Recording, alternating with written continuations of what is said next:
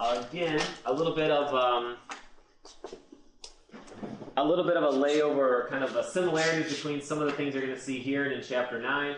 In my opinion, it actually makes a little bit more sense to be talking about these in Chapter 10, because back in Chapter 9, we're like, oh, here's a point mutation, right? You change this amino acid, or you change this base, and that changes your codon, and that changes your amino acid. But we hadn't even really reviewed codons, and we hadn't done transcription and translation, so in my opinion, it was a little bit hard to look ahead unless you remember that stuff well from bio in sophomore year.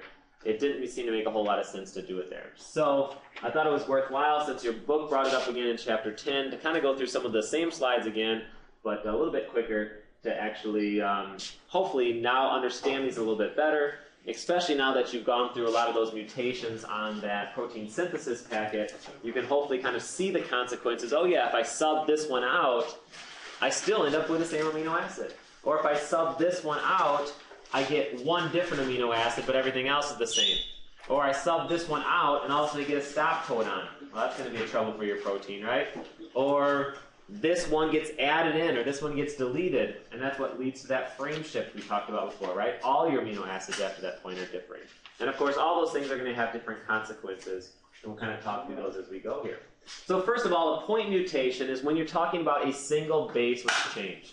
A single base was changed. That is a point mutation.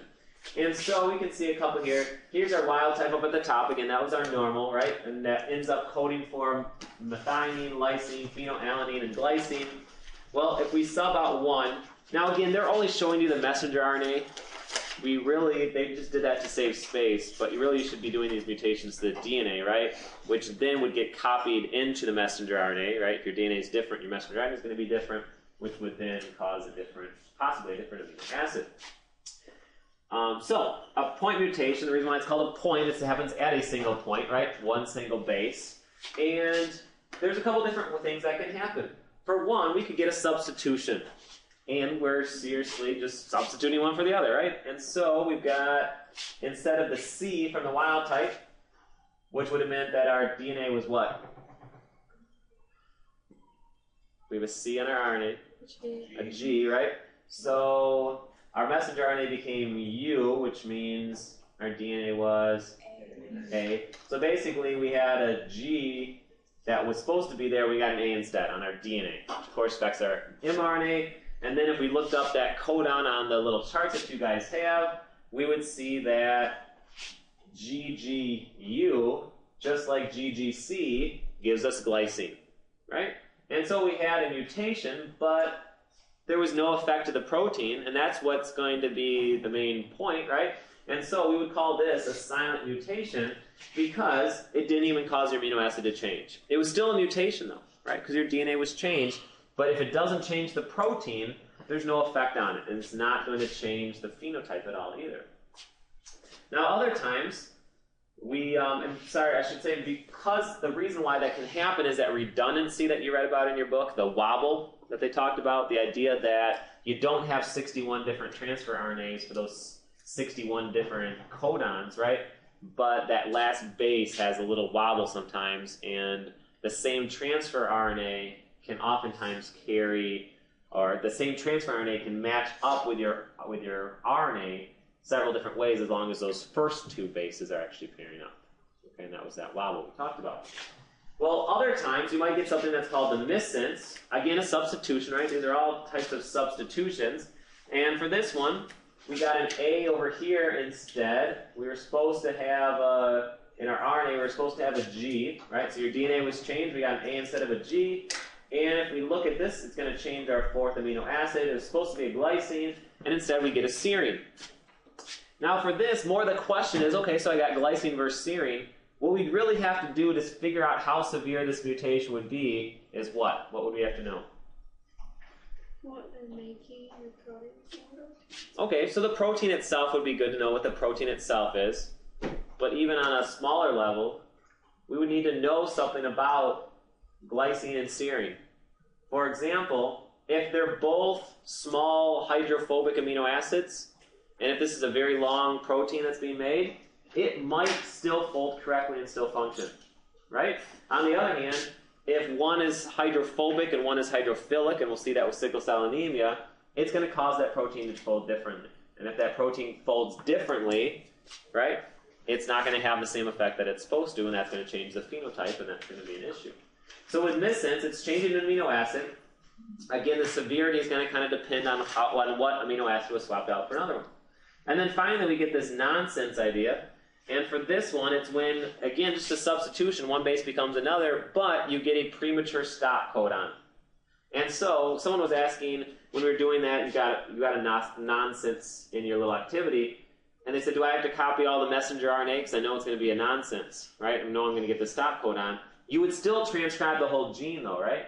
The whole gene would still be transcribed with that mutation to messenger RNA, and then that messenger RNA would go into the cytoplasm, and then as the ribosome reads it, the ribosome reads, oh, here's a stop codon, let's stop this process, and then you would not translate the rest of the protein, right? You wouldn't continue on saying, well, this is what should be here and should be here. It's not going to happen because the ribosome already gave up when it read the stop. And so we get the stop codon. Well, now we got a problem. It's a little exaggerated because we only have 4 amino acids, but it only put the first one there, right? Or you think about 1,000 amino acid protein. Well, if you hit a stop codon because of a mutation halfway through, and you only have a 500 amino acid protein, that thing's not going to do what it's supposed to do, right? You got half a protein, it's going to fold completely different. It's going to be totally non-functional, right? Because the other half's not going to be there. So again, silent, missense, nonsense, all types of point mutations where we have one base replacing another one. Now, your book talked a little bit about this as well. When do mutations affect the next generation? This came up in chapter 9. In the gametes, good. Which your book called the germline mutations, right? A mutation in your gamete that can get passed on as opposed to a somatic mutation, a mutation in just a regular cell of your body. Now, with the sickle cell anemia, which that lab question, a couple of questions, we're talking about sickle cell anemia, so you basically need some of this information or your book available. Well, first of all, what type of mutation? We saw this already, so we're not going to go too much, but this is going to be a missense because we have a T being swapped out for an A, and because we now have GUA instead of GAA, we get valine instead of glutamine, right? Glutamine, and so we get, well, a different amino acid, right? A missense mutation. And this is the mutation that's caused by sickle cell anemia. One single base out of your 3.2 billion bases is substituted, and that leads to the sickle cell anemia, which leads to a different phenotype, your cells being sickle-shaped, which leads to a whole array of problems, including clotting and spleen damage and all these different things. And the reason is because since instead of getting the GLU, you're getting VAL, well, it turns out that you're taking a hydrophilic amino acid and you're substituting it for a hydrophobic amino acid. Remember, hydrophobics are going to want to fold on the inside, right? Hydrophilics are going to want to be on the outside of a protein, so it causes your amino acid to change, your protein to change so much that your phenotype changes, and no longer do you get the nice donut-looking ones, right? You end up getting kind of these irregular shape, many of them that are kind of this sickle shape, right? Which causes all these clotting problems. Not to mention, it's not going to do a very good job of helping to carry some of your oxygen. Are a lot of mutations directly related to alleles, because this, if they're heterozygous, then they're normal and whatnot, but then if they're recessive, then they have this. I think all mutations should relate to alleles at some point, right? Because it's a mutation that's changing the DNA of your gene, and the definition of an allele is a different form of the gene.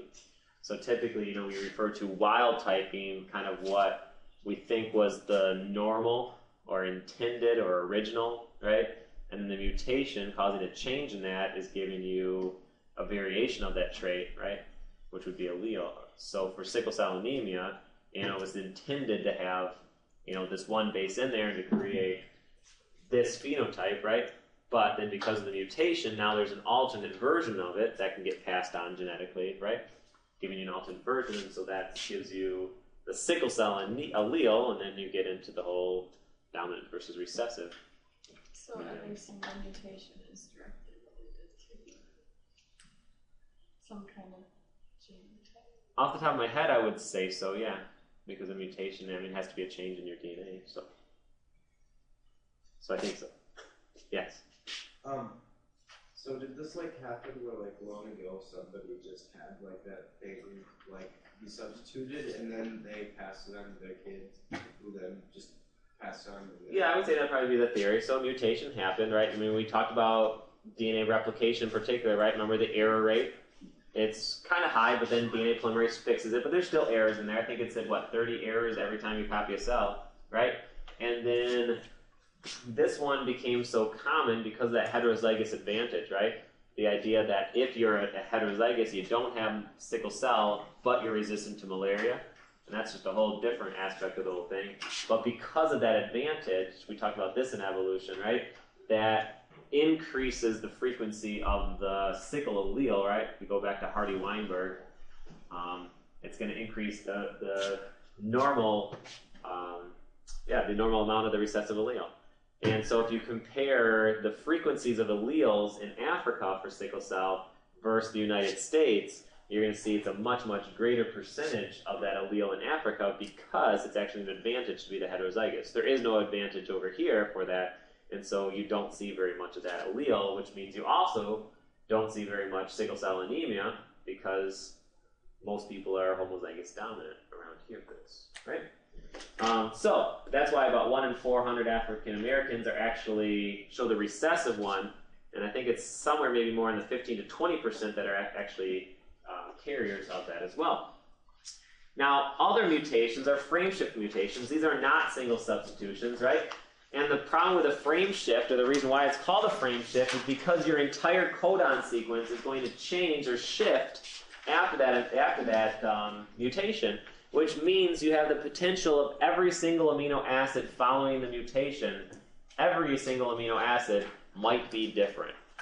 So now you're talking about, okay, so what are the odds of a protein folding correctly if the last 15 amino acids are different than it's supposed to be? Well, it's not going to, right?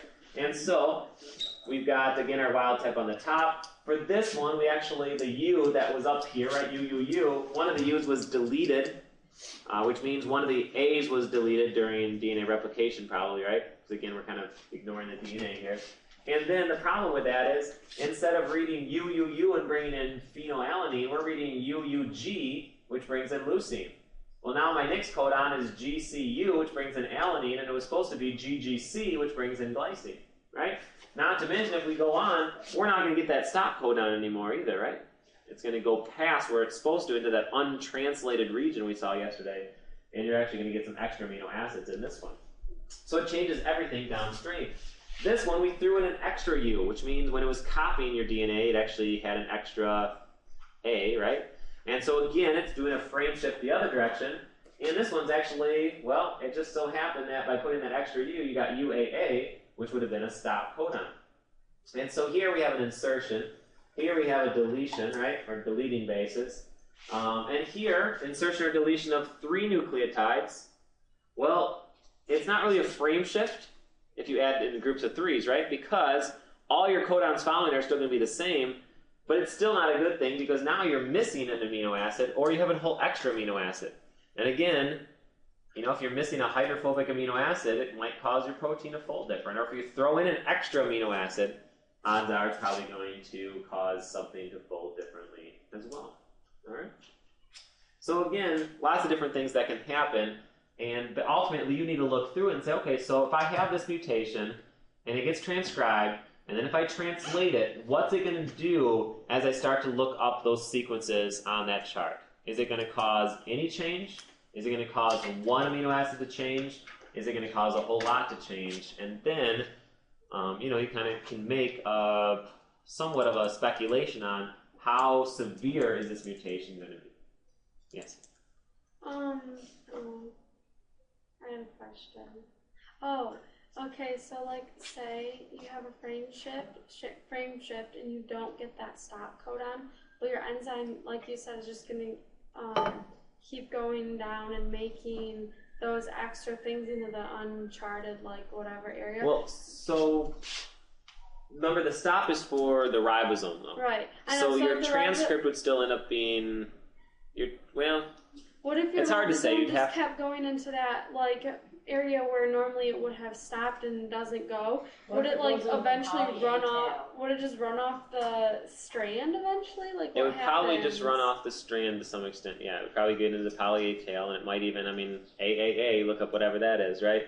So it'd probably go into that if it didn't get any other stop codon, and so you're going to get these extra, and then it's finally going to run out of room of what to do. Then what happens? Does it go into its like self-destruct thing? Or Well, that I would have to look up specifically, but at this point, you know, you can almost, I think I would just kind of picture it as kind of just running off the end of the messenger RNA, right? And so now your messenger RNA is kind of released as it was before, and that polypeptide chain would get released. But again, having all those amino acids it wasn't supposed to have, not to mention different amino acids as well, you know, it's not going to have the function that it's supposed to have. It's probably going to be totally non-functional. Cystic fibrosis is just an example of that. I'm not going to go into this. Again, I think we had this earlier. There were some questions in your thing as well. But the idea was, the reason why we put it in here is because of what was happening here. If I skip a couple ahead, it deals with this one. You deleted an entire, or 3 bases, right? You deleted 3 bases. But you can kind of look to see where it deleted them from as well. So isoleucine would still be the same, and glycine and valine would still be the same down there, but you deleted kind of in the middle between phenylalanine and isoleucine, so then not only do you delete phenylalanine, now you have ATT, which I think still actually brings in isoleucine, but ultimately end up missing an amino acid out of your protein, which again is going to cause some phenotypical changes. All right, so then finally, just kind of the wrap-up idea, we've got to think a little bit about all this transcription translation stuff we've been thinking about in chapter 10. And the idea is we've been kind of following it through from a eukaryotic perspective, because we said, okay, you got this DNA, it's stuck in the nucleus, DNA becomes messenger RNA, that's transcription. Messenger RNA gets modified, you've got to cut out those introns, you ship it out of the nucleus into the cytoplasm, it finds a ribosome, et cetera, right? But there's obviously going to be some differences between prokaryotes and eukaryotes, since prokaryotes, for one, don't even have a nucleus. Nor do they have the ER and the Golgi, and we kind of ended, I think it was 10.4, saying, well, now we've got some signals, and if we put a signal on it, it's going to go to the ER and pass with the Golgi, etc. Well, again, prokaryotes don't have that either, right? So because of not having this nucleus, things are a little bit different. So first of all, just a comparison here. Prokaryotes, their DNA is just in the cytoplasm itself, right? Almost the cell itself is acting like the nucleus as well. There's no distinct nucleus, and of course, eukaryotes have a nucleus to separate. Prokaryotes, as we saw earlier, have that circular DNA. We talked about that a little bit in terms of replication. Remember, they have one origin of replication site, and it's going to replicate its DNA in a circle from one direction, basically going out both directions, right? So it can copy things quicker. And of course, eukaryotes have these linear chromosomes. You have 46 of them, and they're going to be multiple origin of replication sites so that we can try to copy them quicker. Prokaryotes are considered to be naked DNA. Probably doesn't mean a whole lot to you right now, as opposed to DNA and eukaryotes being wound around histones. We're going to see this in chapter 11. And we won't get into the DNA packaging too much, but the reason why that's important is that's part of how your genes can be regulated, how genes can be turned on or off. If your DNA is all wound around things, it's not very accessible, right? You can't transcribe and translate something that's all wound around and hiding. And so, we'll get into that a little bit, but prokaryotes don't have that organization. And finally, probably the biggest thing to this chapter is prokaryotes don't have introns. There is none of this extra DNA that needs to get chopped out. It's missing. And of course, eukaryotes not only have the exons, but they do have the introns, which is kind of weird that we would splice out some of this extra material. But remember, kind of an interesting thing about this whole thing is we can splice differently, right? Which is something that will come up again in chapter 11. We can use that spliceosome to produce different mature RNAs, messenger RNAs, from the same gene, right? Prokaryotes can't do that. And so again, eukaryotics have those introns in between that we got to splice out, and prokaryotics are not going to have that. Now, in terms of translating in these prokaryotes. So transcription and translation are going to happen at the same time, essentially, in a prokaryote. And the reason why they can do this is because they are not separated by the nucleus. Eukaryotic, it has to be two distinct processes, right? Because the transcription is happening inside the nucleus, and then that transcript gets shipped out of the nucleus to find a ribosome in the cytoplasm. Well, there is no nucleus separating them, so essentially what can happen is, while that DNA, that circular DNA, while you are creating a messenger RNA, right?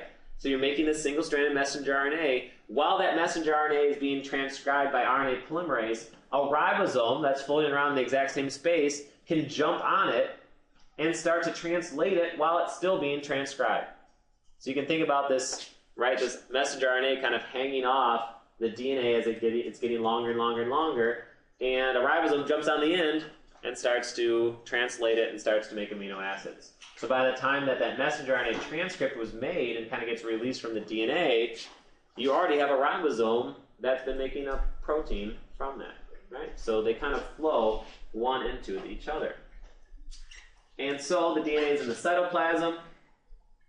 Another difference is there's no messenger RNA editing, right? I mean, we said there's no introns, so there's no spliceosomes, there's no SNRPs, there's no 5' cap or poly A tail, which again, remember there's a couple roles for that. One, to protect it, but also, they also think some of the roles of those things are to help get that transcript out of the nucleus. Well, you don't have to get out of the nucleus here, so we don't need to do that as well. By the way, this is kind of a good picture of the polyribosome. Remember, polyribosome means that more than one ribosome can be in your messenger RNA at one time. Think about if we made your DNA so long that it stretched across the school, or maybe from Mr. Christian's room all the way down to Mrs. Knapp's room, right? We had this long DNA strand. And then we made a messenger RNA strand of that entire gene, right? And then think about how many ribosomes we could fit on that thing at one time, right? We could have a ribosome there and like 2 feet down and 2 feet down and 2 feet down, and those ribosomes would be moving in sync with each other, and each ribosome would be translating that one single copy of messenger RNA. Think about how many proteins we could have made from that one strip of messenger RNA. A whole lot.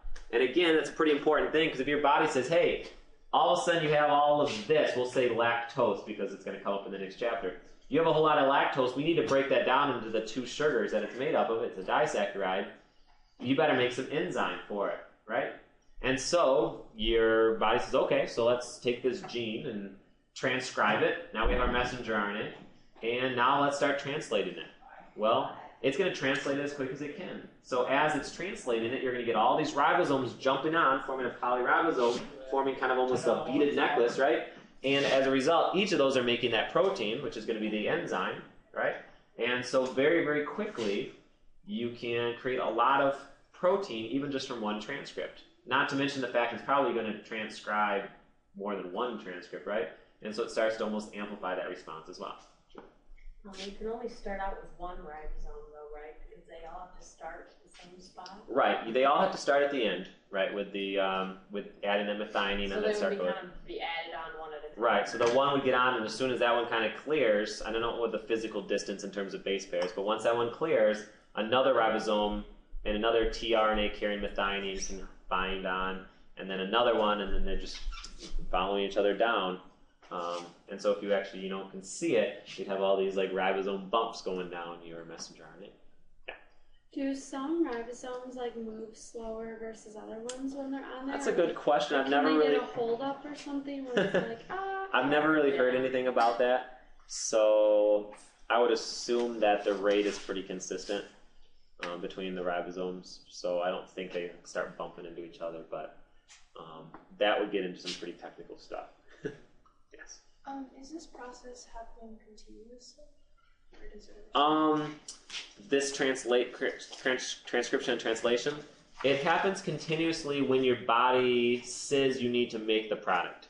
But for the most part, let's say go back to that lactose example, if you don't ingest any lactose, your body is not going to transcribe the gene and translate the messenger RNA to make the enzyme lactase that breaks down lactose, right? So it's a very efficient process, because why make the protein to break down lactose if you don't have any lactose inside of you? And that kind of gets into chapter 11 and how we regulate this all. And it gets into these things, well, we'll get into that in chapter 11, but once you have lactose in your body, it's going to initiate the transcription of that gene and say, hey, I'm here, break me down, and that causes the ball to roll. And then once you've transcribed and translated and that enzyme started to break all the lactose, now you don't have lactose, so now it can no longer say to your gene, hey, get going, I need you to break me down. And so when that signal's gone, it stops transcribing and it stops translating, and now it conserves that energy because there is no more lactose to break down. So that's when we get into some positive and negative feedback. We'll kind of come up again in that. Okay. Well, so I'm allergic to milk, but my it's not like a lactose thing. So considering I haven't like intentionally had milk in like 15 years, did my body just not make it lactate anymore? I would guess that your body's not actively producing lactase, but you still have the genes for it. And I would say if you had lactase in your body, it would still initiate the transcription of that gene and still make the enzyme. But yeah, there's differences of lactose intolerance different than milk allergies. And so again, the ribosome's going to read the messenger RNA as it's being transcribed. That's the point, the key difference between this process in prokaryotes. It's referring to prokaryotes there versus eukaryotes. Again, more separated eukaryotes. And again, you can kind of see in this picture, these bumps are ribosomes moving down your messenger, not your messenger RNA, but moving down a bacteria's messenger RNA. A couple other differences between prokaryotes and eukaryotes. In eukaryotes, I probably should have specified that more clear. In eukaryotes, there's a time and physical separation between processes. The physical separation is caused by the nucleus, right? The nuclear envelope. And of course, since it's that barrier, that kind of leads to the time difference as saying, hey, we got to finish our transcription first, then ship it out, then translation can happen over here. Where again, with the prokaryote over there on the left, it's just this continuous process. It takes a eukaryote about 1 hour to go from a DNA to a protein. And when you think about it, it took you a lot longer to do a small little stretch of that, cutting things out, right?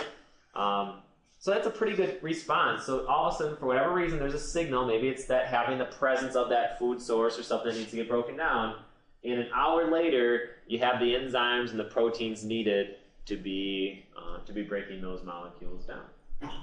Then we'll get into a little bit in chapter 11. Another thing that goes on there is, okay, so what ends up happening with this messenger RNA, right? Does it just kind of sit around in the nucleus? Does it continue to get transcribed or translated? How do you stop it from getting translated? How do you stop the gene from transcribing it?